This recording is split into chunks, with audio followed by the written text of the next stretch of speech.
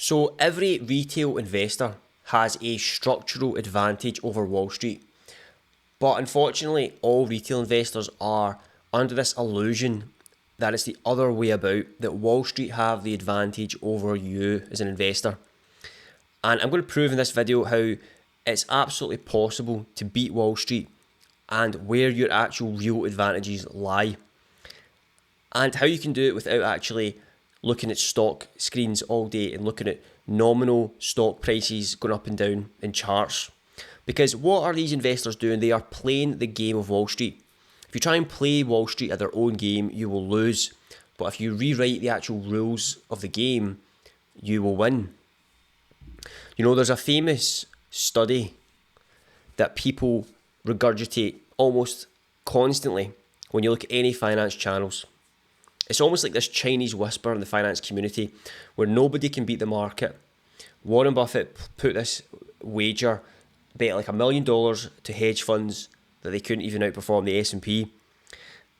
And of course, he was correct. And this is now used against any retail investor who tries to invest in a company. They're constantly slapped in the face with this study.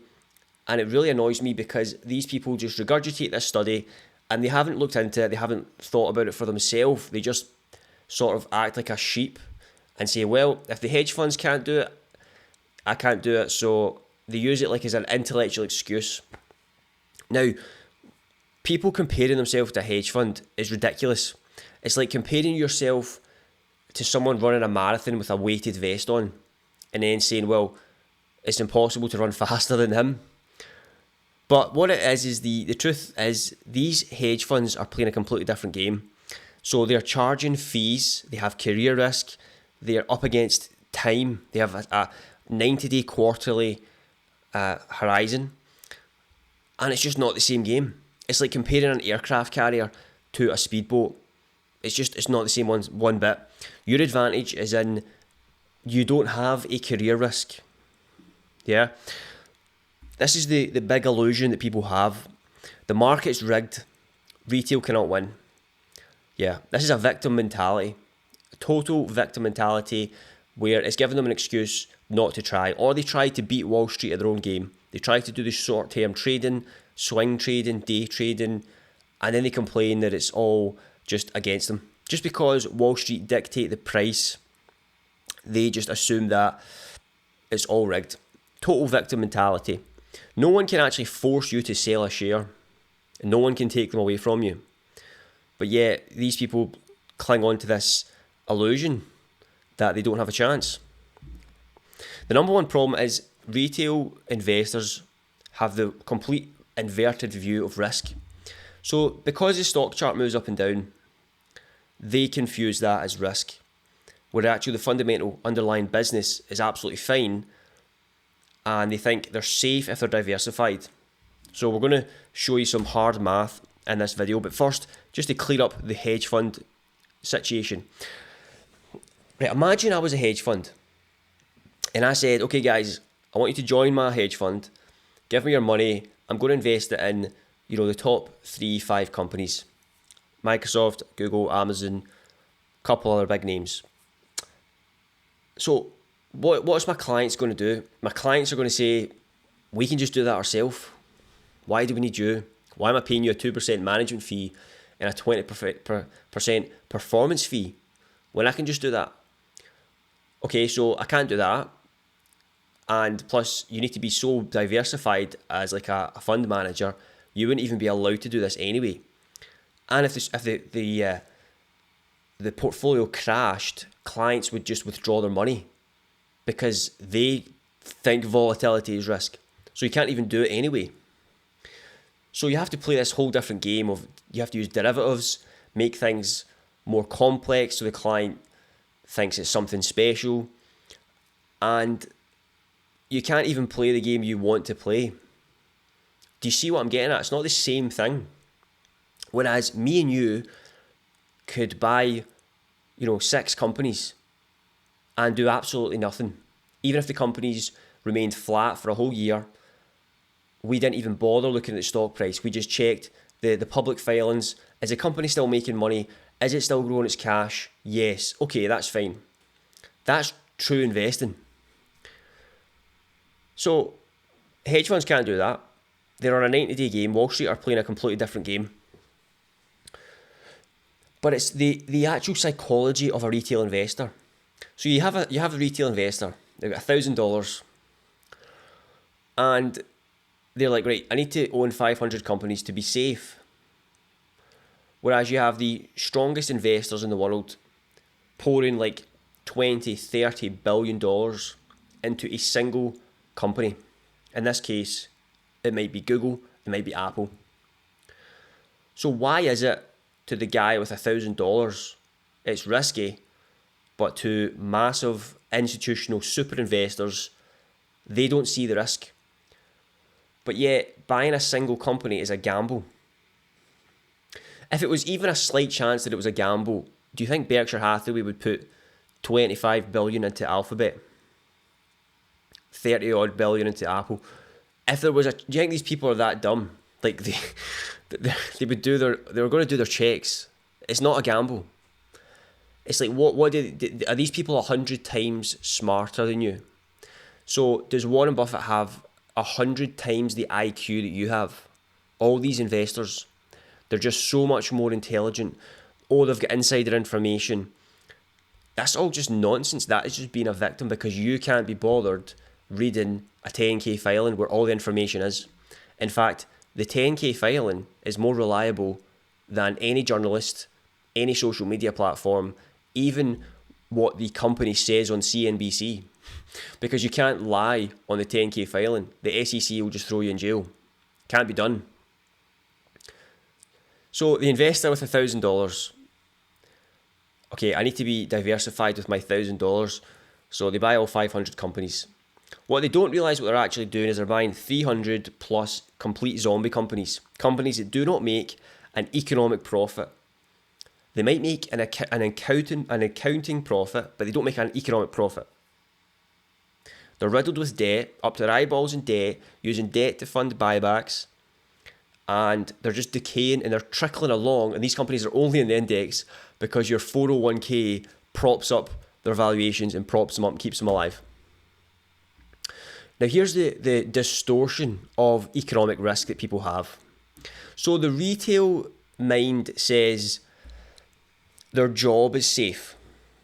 That's a concentrated investment. 100% income from one employer. Now, most people have no pricing power within their job, and it's 100% revenue collapse. So there's a structural vulnerability. Holding cash long term, just sitting on raw physical cash, guaranteed destruction. So they're losing 7% every year of the value of that dollar. Real estate is another one. Rental, 5-to-1 levered on a property, and their tenant has a job, likely works for one of those S&P 500 companies that have structural decay. So really that's just the same thing. It's a concentrated investment in one employer for that tenant, and it's binary. So if they default, you lose money. The property loses money. But this is what the retail mind says. It says, if I'm in control, if I control the effort, they control the outcome. And that's completely false. Just because you control the effort does not mean you control the outcome. But that's just the investor mind, because their view of risk is upside down. Financing a depreciating car, standard monthly expense, guaranteed decay. Levered bet on 100% liability. Concentrated investment portfolio. Because the price moves up and down, it's full on risk. Because they look at their brokerage and they see a bit of bad news come out and the stock portfolio is going down. But if you actually looked at these companies through the lens of if they were a private company, if the public markets didn't exist, you would be forced to look at the earnings, and then that's what would make your decision. Now I'm going to show you a fascinating mathematical truth regarding how much you need to diversify to reduce your actual risk. So there's the two types of risk in modern portfolio theory: systemic and unsystemic. I'll come back to that in a little second. Really important. This is where the alpha lies. If you can look at, even just looking at these 10Ks, even if you just glance at them, it reminds you that you own a real company. It's not a stock ticker. There's Microsoft, 182 billion in real cash is how much they brought in over the last 12 months. Real cash, operating cash flow, 182 billion. But yeah, that's extreme risk to the retail mind. To the most minds, that's extreme risk. But they would go and set up their own business tomorrow. They would set up their own business tomorrow and say, I'm in control. So risk doesn't exist anymore all of a sudden. Yeah. So look, there's this company, Microsoft, again, I showed this in my last video, 25% return on invested capital. So they put money into a money printer. They put in $100, it spits out $125, you get the point. So this is what I'm saying. Just looking at these filings, just glancing at them changes your perspective. You realise you own a company. Now, how many companies do you need to own to reduce your risk? This will shock you, because it shocked me. Okay, there's the systemic risk is 100% unavoidable. Remember COVID, wars, tariffs, oil prices going up. It doesn't matter how diversified your portfolio is, you can't diversify away from COVID. Yeah? When COVID crash happened, even if you owned an all-world fund, or the S&P, or the NASDAQ, or whatever, your stock portfolio crashed. So the diversification is actually just an illusion. You're really just diluting your upside. Your downside is still going to get impacted by interest rates and other factors. Look at this chart. If you owned 6 stocks, you've eliminated 83% of the risk. Whereas the retail mind owns all 500 companies, they've eliminated 99.8% of their risk. So the guy that owns 6 monopolies has huge upside and is protected 83% of the downside. So even if one of those companies went bankrupt, tomorrow Microsoft, with its $180 billion of cash, goes bankrupt somehow by some strange miracle. Yeah, they're still protected. They still have protection. I'll show you the math. But look, because what this study showed is the risk diversification is not linear. People think it's linear. You need to own 10 stocks, 20, 30, 40, 50, 100, and it's like a linear growth. It's exponential. I'll show you. I've got a chart to show you. So there you have it, right? So one stock portfolio, let's say you own 100% of your assets in Amazon. Amazon somehow, some way goes bankrupt overnight. Total wipeout. 100% of your money's wiped out. Okay, we get that. If you owned 6 monopolies, one of them gets wiped out 16.6%. Now, if the other 5 companies are compounding their cash at 18% annually, the recovery period is 1.1 years. Back to its original principle. So huge upside and downside is capped. And negligible drawdown on the S&P. If one of the 500 companies went bankrupt, you wouldn't even know about it. Okay, 0.2%. So yes. So by holding 6 uncorrelated companies, you've transformed a catastrophic life-ending risk into a minor 13-month speed bump. You see, this is the graph. Notice that the blue section is basically systemic. That's COVID. COVID hits, the market crashes. You can't avoid it no matter how diversified you are. You have the all-world fund. You could own every single stock in the entire planet. COVID hits. Interest rates go through the roof. There's a war. Doesn't matter. You can't avoid that volatility. You can't avoid that crash. But you can diversify the company and check this for yourself. I put there's the title right there, right at the top. I'm not sure how to pronounce the gentleman's name. Markowitz. Yeah, so look into it. So this should change your view on risk, because I think people have it all inverted. So false dichotomy, investors' alternative are strictly binary. You either go all in on one company and YOLO into the company, it's a big gamble, or you have to buy every single company on the market to protect yourself. I thought that's unbelievable. 6 companies, and I've cut off 83% of the risk. I will take that trade every day of the week. Every day of the week.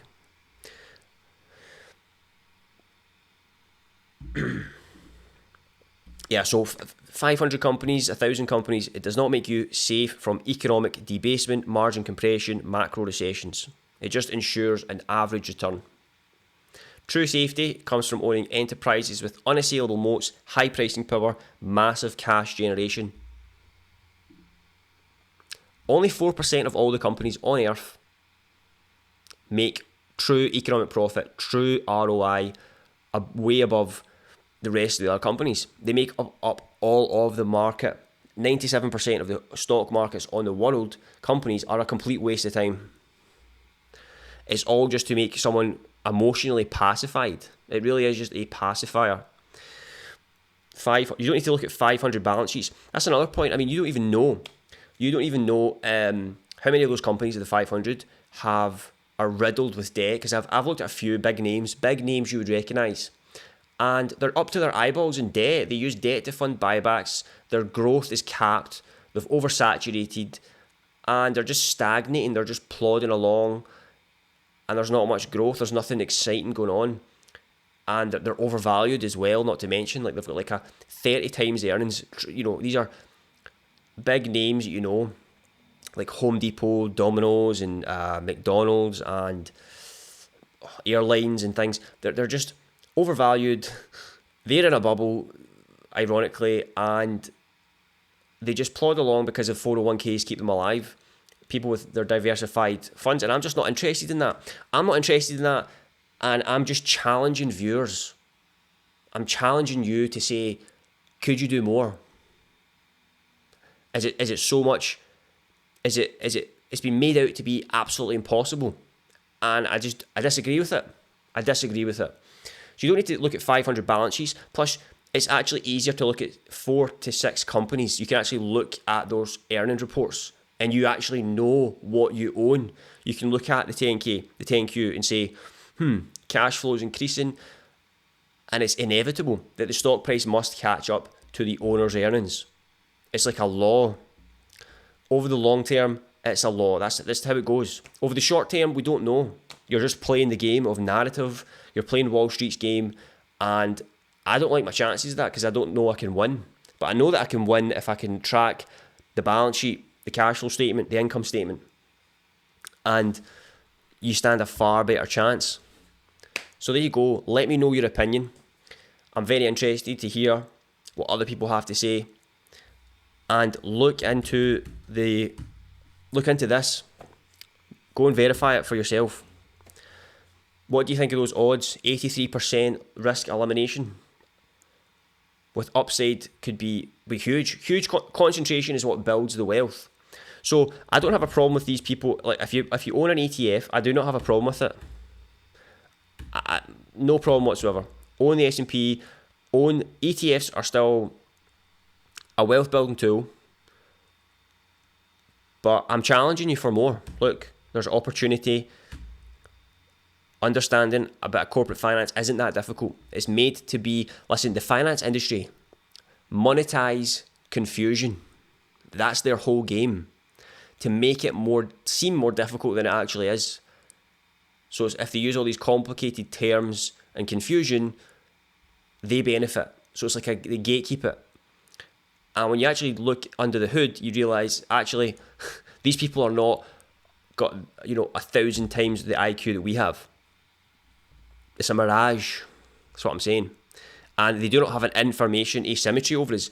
The public filings, we get them at the same time that Wall Street do, and we can read the same information that Wall Street read. So there you have it.